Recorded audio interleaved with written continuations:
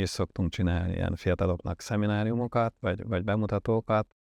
Ami szerintem nagyon fontos, az a nyelvtudás, tehát hogy ő tudjon cikkeket olvasni, információkat gyűjteni akár több nyelven is.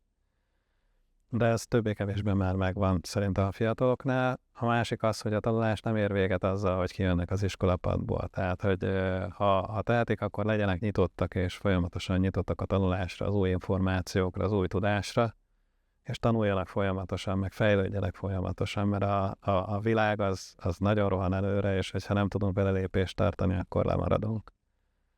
És ha érdeklődőek, nyitottak, és ezzel a fejlődéssel tudnak együtt haladni, akkor biztos, hogy versenyképesek lesznek a piacon, és azt csinálják, amit szeretnek. Tehát, hogy ne egy munka legyen az, amit ők csinálnak, hanem élvezzék is a munkát, mert meg tudják élvezni az életet.